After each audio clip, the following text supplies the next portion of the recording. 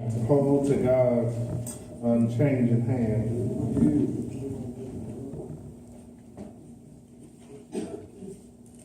Turn back with me to 1 Samuel 17. Amen.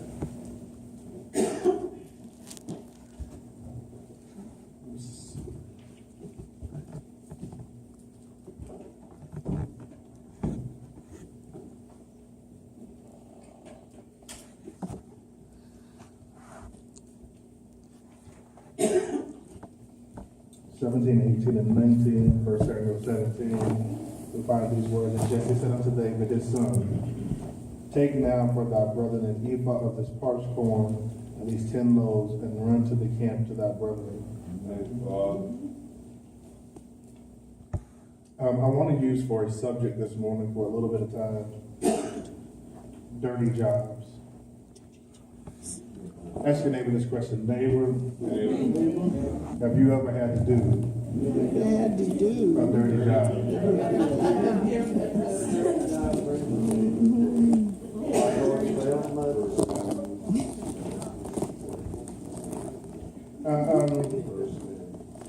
There's a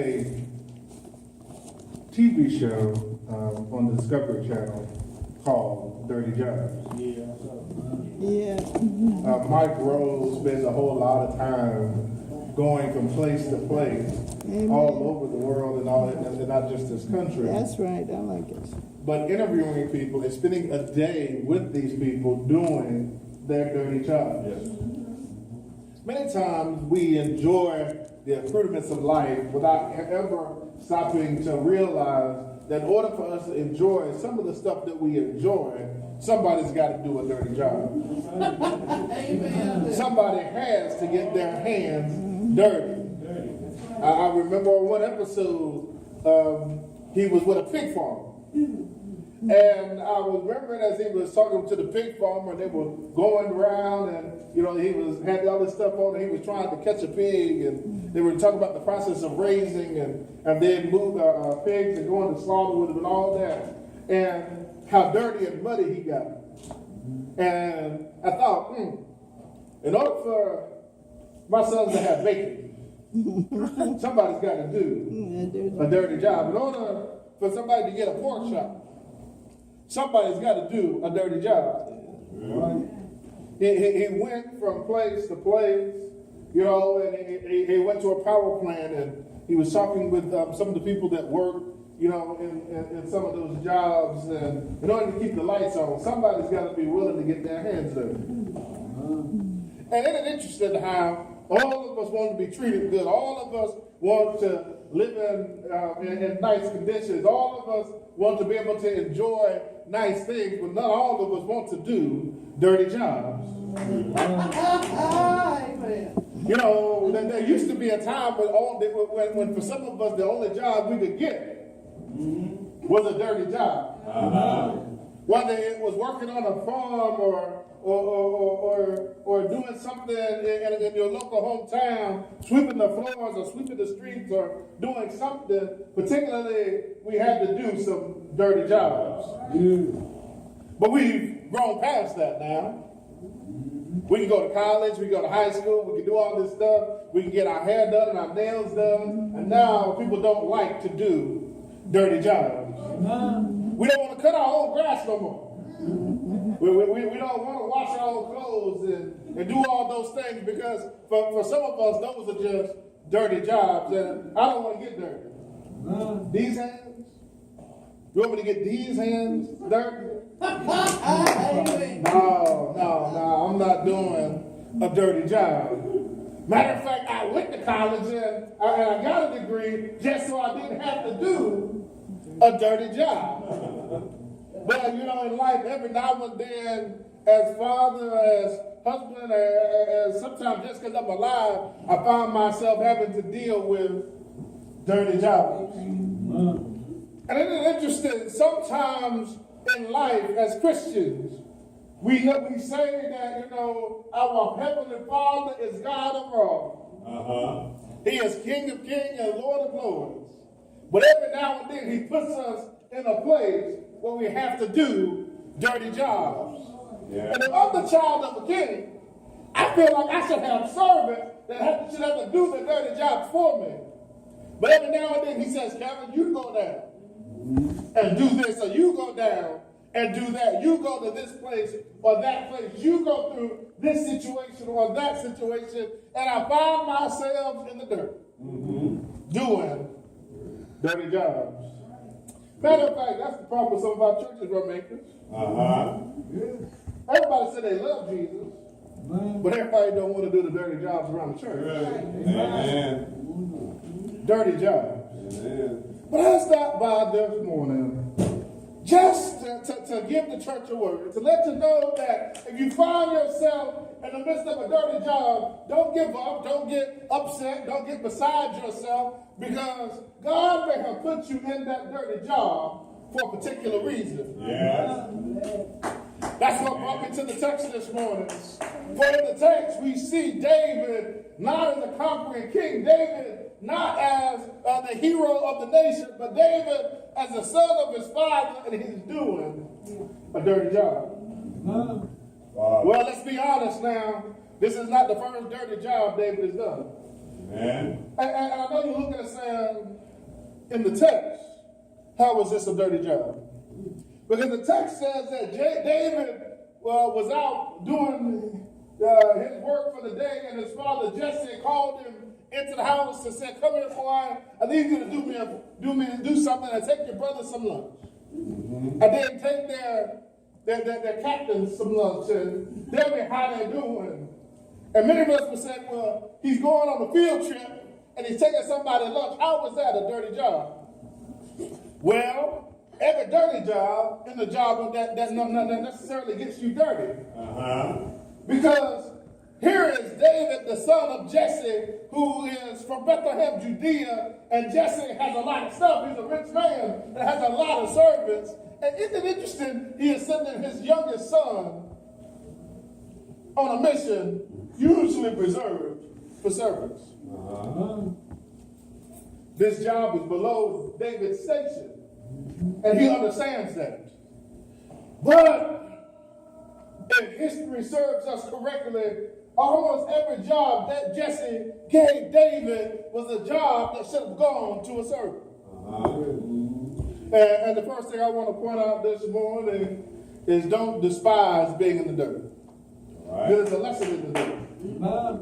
See, David spent a lot of time in the dirt of life.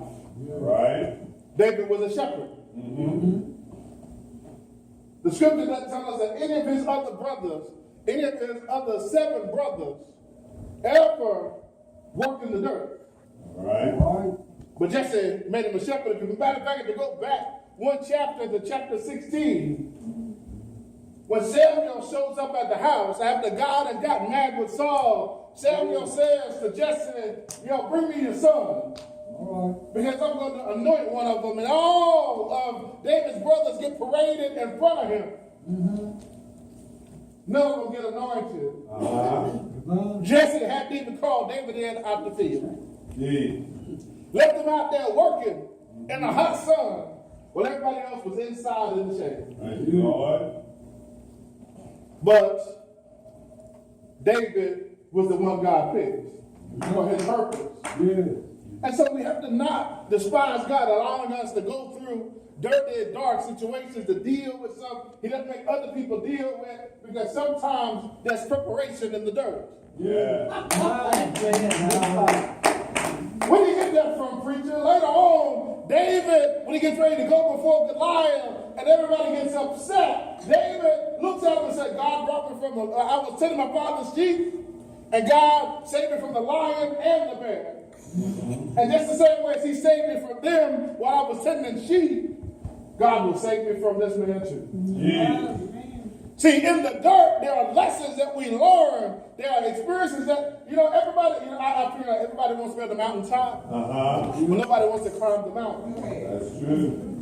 And sometimes you got to be willing to climb the mountain in order to stand on the mountaintop. And so David had never been put in a position to have to deal with the lion or deal with the bear. He would not know that God can deliver you in tough situations. true. And so even though it looked like Jesse was picking on David and gave David a dirty job to do, there was a blessing in the job. Thank you, Lord. So now he gets another job to do. Now understand, now this is after Samuel has come. This is after David has been anointed. This is after everybody has understood that the anointing means that David will become the next king of Israel. Everybody knows this. He's still doing a dirty job. Where you get that preacher? You can be a preacher, a deacon, an elder, pastor, choir member, and God may still allow you to have to do and deal with dirty situations in life. Just because you get a little title doesn't mean you don't have to deal with some dirt. The only thing I want you to remember, this is my second point, is you can be dirty on the outside, just make sure you don't get dirty on the inside. What do you mean, Brother Pastor? I'm glad you asked. That some of us, if we do dirty jobs, we deal with tough stuff each and every day. And the challenge is not, for me, it's not dealing with the stuff I have to deal with, but dealing with myself in the aftermath. Because they tell you in counseling and psychotherapy, you cannot take on your patient's issues. And don't allow their issues to become your issues. I said to learn to distance yourself and deal with the dirt, deal with the mess, but not allow the mess to have an adverse effect on who you are. That's true. You can go through something and still have a smile on your face. Thank you. As long as you don't allow that thing you're going through to become you. Yes. Because the thing that we see so much in the world around us is that people go through stuff and then it becomes the thing they go through. What do you mean? I've got drug addict parents. And then I become a drug addict. I have an alcoholic parent. And I become an alcoholic. I deal with domestic violence. And I become violent. I deal with tough stuff and I allow it to affect how I think and how I act. And I become something I was never meant to become. Yeah. Because I was just going through a situation. That's why sometimes they tell you, particularly when you're dealing with people who have chronic illnesses or people who get sick, you have to take some of the stuff they say with a grain of salt because there are some people who allow their illnesses to affect their attitude. Amen. And so you go to visit them in the hospital or the nursing home or at home and they got a bad attitude. Yeah. And you say, I just came by to stop by to say, hello, what you come by here for? I'm just trying to, well, do you want some coffee or tea or something? Why? You ain't got something else? That's all you got now? And you look at them going, what is the problem? They've allowed the dirty situation, the tough situation to affect them. Instead of learning and dealing and then moving on. David did not allow, and have to understand because we know when we're being treated unfairly. Don't we? We know when people treat somebody else better than they treat us. We know what it looks like when somebody has looked down their nose at us and has patted somebody else on the back. We've done the exact same job, and sometimes we've done a better job, and we've not gotten the pat on the back. So let's not, cute this up. David knew that his brothers got treated better than he did. David knew that there was some difference between he and his brothers that his father didn't like. I mean, that's why he pins the words, but I was formed in sin and shapen in iniquity. In sin did my mother conceive me. Then, scholars always say there was something around David's birth. Maybe he really wasn't Jesse's boy. I don't know. But however, whatever it was, maybe it was a blended family. We don't understand that. But for whatever it was, David knew he was being treated differently. Yeah. But he did not allow the difference in treatment to affect his spirit. Thank you. He didn't allow what he was going through to become who he was. And God had a plan for him. All right.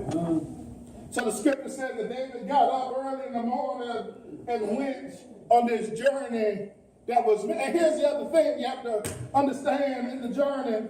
If you look at verse 19 of Psalms 1 Samuel 17, if you look at verse 19 says something that should arrest our attention when we start looking at the mission that David has sent on. Because in verse 19 it says, and now Saul and they and all the men of Israel were in the valley. Mm-hmm. They were in the valley of Elah fighting with the Philistines. Uh-huh.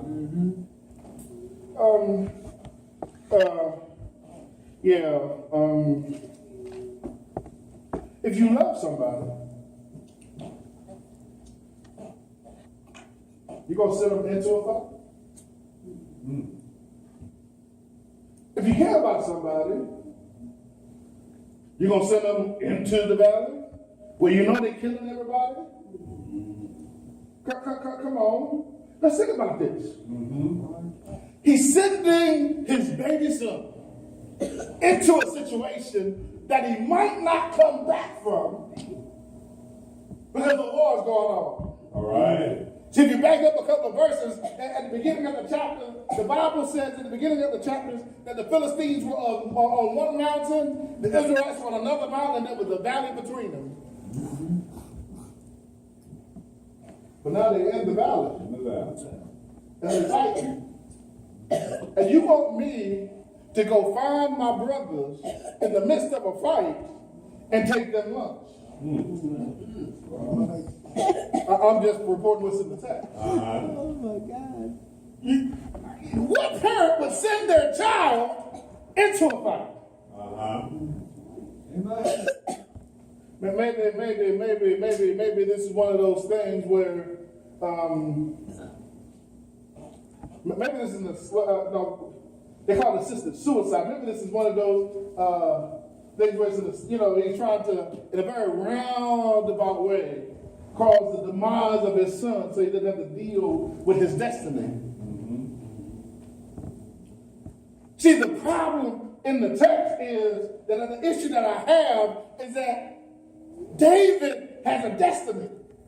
Yeah. God has spoken a word, has called the prophet to speak a word over his life.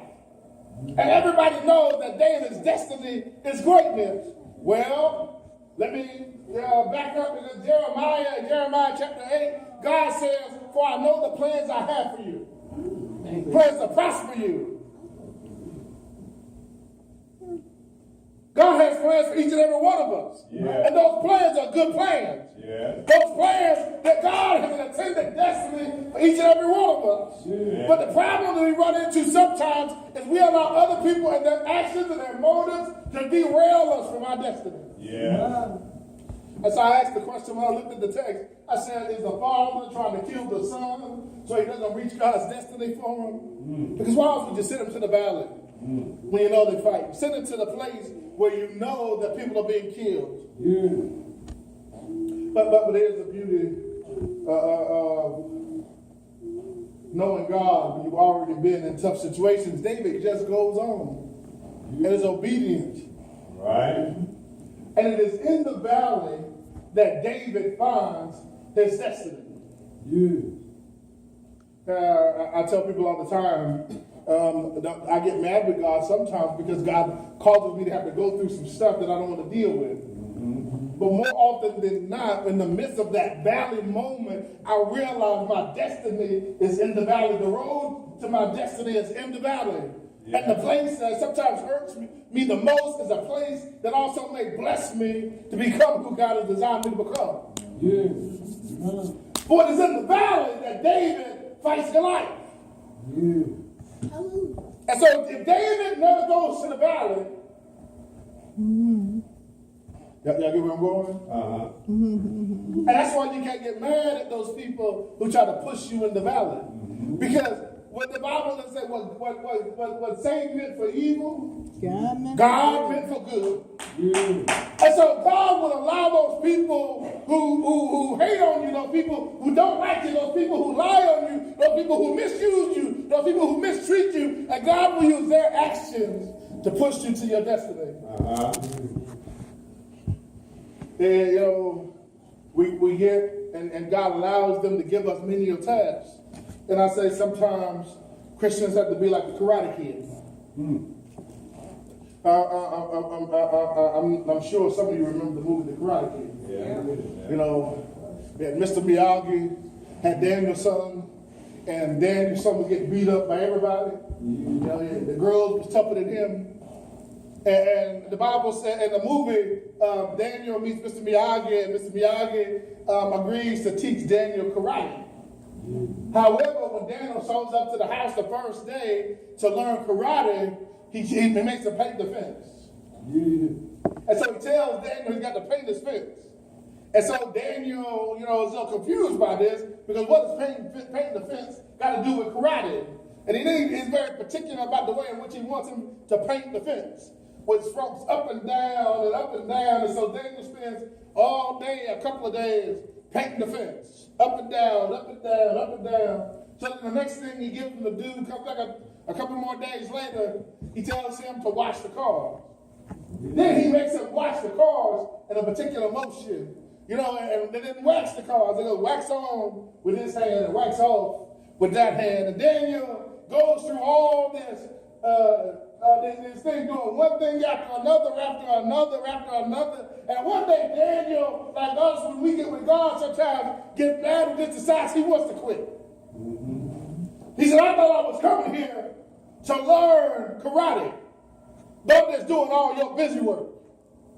And Mr. Miyagi looks at Daniel and says, Daniel, defend yourself. And Daniel, who hadn't been able to fight anymore, Mr. Miyagi started throwing punches and said, paint the fence.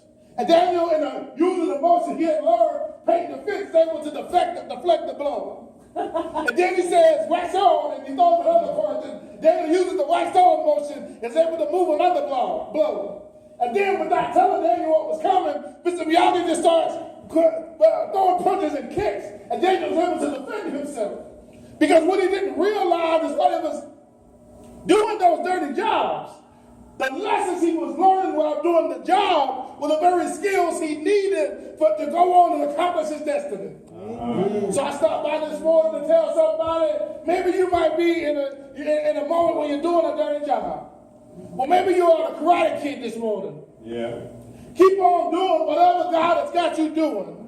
Because the things you pick up in those moments will be the things that God uses in you so later on. For we all have a destiny fulfilled. Amen. David's destiny was not in the field of sheep. David's destiny was not in carrying a lunch. But David's destiny was in using the lessons he learned. Those lessons caused him able to move into what his destiny really was. See, in order for you to be who God called you to be, you got to learn lessons. Amen. You have to learn the lessons. You have to learn those things so that when time comes, you're not a person in a position without skill. It would be dangerous for me to just put on a lab coat and walk into a hospital and call myself a doctor. Amen. It'd be dangerous because I'm in medical school. And so I don't know enough about the human anatomy to make wise decisions about who needs to be operated on and how it needs to be done. And you put me in the operating room, I might kill somebody. It would be unwise for most of us to do stuff that we haven't been trained for. Amen. And so sometimes we have to be prepared to go through the training and understand that the training that you go through may not look like the training God has designed for somebody else. Amen. But if you learn the lessons in doing the dirty jobs, you pick up the skills necessary to go on and be who God has called you to be. I do. And then you pick up the confidence. Because the one thing that David writes when he writes about in Psalms 23, he says, yea, though I walk through the valley of the shadow of death, I will fear no evil, for thou art with me. Thy rod and thy staff, they comfort me. Thou prepares a table in the presence of mine enemies. David understood that even in tough moments, God was still with him. Yeah. Even in dark moments, God was still there. And because he understood who God was and how God had treated him time and time again, he knew that everything would be all right. When we deal with life day by day, when we deal with people, we have to remind people that, yes, I mean, you might see me and I look like this, but I had to go through a process to get where I'm at. And that process wasn't always a pretty process. That process isn't always a lovely process. Yeah. You know, in order to get bread, you got to first have flour. That's right. But in order to get flour, you got to mill some wheat. And in order to mill the wheat, you got to have wheat that has grown, that has been planted, that has been watered, that has been fertilized, and then harvested. Yeah. But then it's got to be crushed. It's got to be pounded. It's got to be sifted in order to be prepared to become ultimately what you want it to become. God has to let us go through some tough situations and go through some tough stuff in order to become that which he has designed for us to become. Yes. And so as a church, we have to be prepared sometimes to deal with some tough stuff. Amen. To become who God has called us to become. Amen. And so we may have to do a dirty job every now and then. But in doing the dirty job, don't allow the job to affect you as much as you affect the job. Yeah. But if you keep your hands in the master's hand and keep your eyes looking to the hills, Yeah. it doesn't matter the job you do. All that matters is that you do the job well. Thank you. Like we said in Sunday school this morning, in all things that you do it as unto the Lord. So if you do that, you can do a dirty job with a smile on your face. You know what I often wonder sometimes? Visiting hospitals or places like that, how you have some nurses come in, they always like they're mad. No, really. Some nurses always look like they're mad. Yeah. True that. I'm like, this is the start of your shift. Why was you mad about it? Ain't nobody did nothing yet. And don't want to be there. But some of them, they come in, hey, how you doing? It's a great day today. What we got going on? Let me see your chart, child. Look, I'm going to be a nurse. If it is, they call me. I'm like, okay. Because some of them have moved to a place where it doesn't matter what they have to face that day. They're happy to be there. They're glad to be there. They're glad to go through it. They understand that there's a purpose to what they have to go through. Yeah. And for each one of us, there's a purpose to what we have to go through. That's right. And sometimes that purpose is for us. Sometimes that purpose is for other people. That's right. But if we don't go through the valley, because remember, if David doesn't go to the valley, he doesn't kill Goliath. If he doesn't kill Goliath, he probably doesn't become king. And so, don't worry about your dirty jobs. Don't worry about being underappreciated. Don't worry about people looking past you to look at somebody else. Do the best you can do, but trust God. Do your part and make sure that and understand that God has your back. For at the appointed time, in the appointed season, God will take care of you. This has been the word of the Lord for the people of God. As we stand all over the room. Daddy said if we didn't